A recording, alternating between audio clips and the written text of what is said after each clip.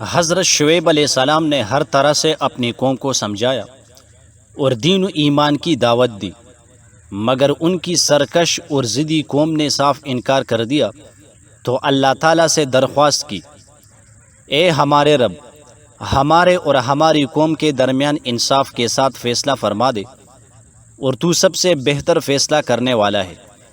اللہ تعالیٰ نے ان کی فریاد قبول فرما لی۔ پھر انہیں زلزلہ نے آ پکڑا، سو وہ اپنے گھروں میں اوندے منہ پڑے رہ گئے۔ جن لوگوں نے شعیب علیہ السلام کو جھٹلایا تھا وہ ایسے مٹے کہ گویا ان گھروں میں کبھی بسے ہی نہ تھے۔ جن لوگوں نے شعیب علیہ السلام کو جھٹلایا تھا گھاٹے میں وہی رہے۔ قرآنی آیتوں سے پتہ چلتا ہے کہ حضرت شعیب علیہ السلام کی قوم پر 3 طرح کا عذاب آیا۔ حضرت شعیب علیہ السلام جس قوم کی طرف مبعوث ہوئے، کہیں اس کو اصحاب مدین اور کہیں اصحاب ایکا کہا گیا ہے۔ ایکا کے معنی بن اور جنگل کے ہے۔ ان کی قوم تجارت پیشہ اور جاہل تھی، اور ایسی قوموں کو اسی کا دڑکا لگا رہتا ہے کہ اگر ہم نے تقوی اور دیانت پر عمل کرنا شروع کر دیا اور سود وغیرہ ناجائز آمدنی سے بچنے لگے تو ہماری معاشی اور مالی زندگی بالکل برباد ہو جائے گی۔ حضرت شعیب علیہ السلام کی تبلیغ میں پورا زور مالی احتیاط اور معاشی تقوی پر تھا۔ جاہل قومیں احتیاط و تقوی کو اپنی مالی بربادی و تباہی کا پیش خیمہ سمجھتی رہتی ہے۔ چنانچہ آج بھی ترقی یافتہ قومیں پسماندہ قوموں سے کہتی ہے کہ اگر ہم تمہارا سیدھا سادہ قدیمی طرز تمدن اختیار کر لے تو ساری ہی تجارت اور کاروبار کا ناس ہو جائے گا۔ قوم کی جہالت کی وجہ سے حضرت شعیب علیہ السلام کی 1000 کوششیں بھی کارگر نہ ہوئی تو ان کی قوم پر 3 طرح کا عذاب آ گیا۔ اصحاب مدین پر زلزلہ اور چنگاڑ کا، اور اصحاب ایکا پر عذاب ذلہ یعنی سائبان کا عذاب کا ذکر کیا گیا ہے۔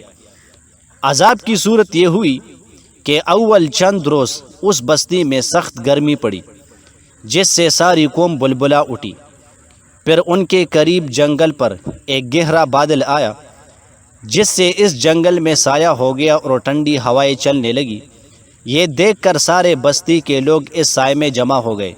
اس طرح یہ خدائی مجرم بغیر کسی وارنٹ اور سپاہی کے اپنے پاؤں چل کر اپنی ہلاکت کی جگہ پر پہنچ گئے۔ پھر بادل سے آگ برسی اور زمین میں بھی زلزلہ آیا جس سے یہ سب کے سب ہلاک ہو گئے۔ سورہ اعراف میں اللہ تعالیٰ نے قوم شعیب علیہ السلام کی سرکشی اور عذاب کا بھی تذکرہ فرمایا ہے۔ قوم شعیب علیہ السلام بہت سی خرابیوں اور نافرمانیوں میں مبتلا تھی۔ من جملہ ان میں سے ایک بہت بڑی خرابی ناپ تول میں خیانت کرنا تھا۔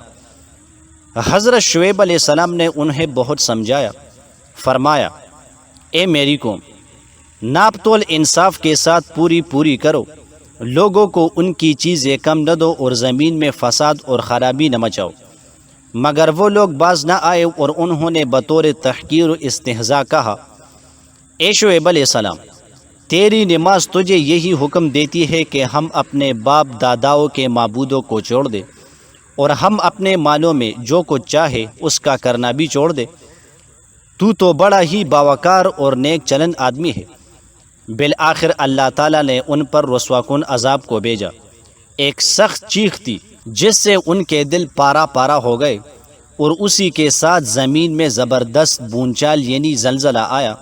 ارشاد ربانی ہے، ظالموں کو سخت چنگاڑ نے آ پکڑا جس سے وہ اپنے گھروں میں اوندے پڑے رہ گئے، گویا کہ وہ ان گھروں میں کبھی بسے ہی نہ تھے۔ ناپ تول میں خیانت دنیاوی تباہی و بے برکتی کا سبب ہے۔ آج سماج میں جو بد امنی، بے چینی، چوری، ڈکیتی اور خونریزی پیلی ہوئی ہے، اور دنیا جس اقتصادی بحران اور سیاسی بحران کی شکار ہے، یہ سب ناپ تول میں خیانت کی نحوست کے نتائج ہے۔ حضرت عبداللہ بن عمر رضی اللہ عنہ سے روایت ہے کہ رسول اللہ صلی اللہ علیہ وسلم نے ہماری طرف مخاطب ہو کر فرمایا، اے مہاجرین، 5 گناہوں کی سزا 5 مصیبتوں کی شکل میں تم پر واقع ہوتی ہے۔ 1، جس قوم میں بے حیائی عام ہو جاتی ہے ان میں طاعون اور وبائی امراض پھیل جاتے ہیں۔ 2، جو قوم ناپ تول میں کمی کرتی ہے اس پر قحط سالی، سخت محنت اور حکمرانوں کا ظلم مسلط کر دیا جاتا ہے۔ 3، جو قوم زکوٰۃ ادا نہیں کرتی ہے ان سے بارش روک لی جاتی ہے۔ 4، جو قوم اللہ اور اس کے رسول صلی اللہ علیہ وسلم کی عہد شکنی کرتی ہے اللہ تعالیٰ ان پر ان کے دشمن کو مسلط کر دیتا ہے۔ 5، جو حکمران کتاب اللہ کے مطابق فیصلہ نہیں کرتے ہیں اللہ تعالیٰ ان کے مابین لڑائی جھگڑے کو ڈال دیتا ہے۔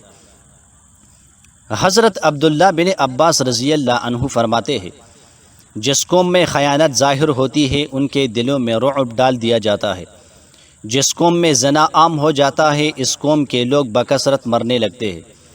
جو قوم ناپ تول میں کمی کرتی ہے اس کے رزق میں برکت ختم کر دی جاتی ہے۔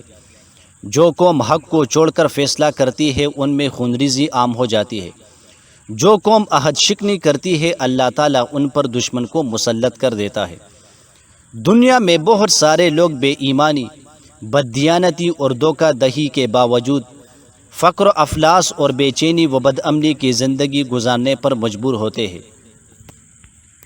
کیونکہ ایک طرف تو وہ غلط طریقوں سے ڈنڈی مار مار کر مال و زر اکٹھا کرتے ہیں، مگر دوسری طرف وہ اور ان کے اہل و عیال مختلف مہلک امراض کے شکار ہو جاتے ہیں، جن کے علاج معالجہ کے لیے پانی کی طرح دولت لوٹانا پڑتا ہے۔ کبھی قدرتی آفات ان کی جائیدادوں کو گھیر لیتے ہیں، جس کی وجہ سے ان کی جائیدادیں تباہ و برباد ہو جاتی ہے، یا ان کے نوکر چاکر ان کی تجارتوں میں گھپلے کرتے ہیں۔ جتنا وہ ناجائز ذرائع سے کماتے ہیں اس سے زیادہ وہ کھاتے ہیں۔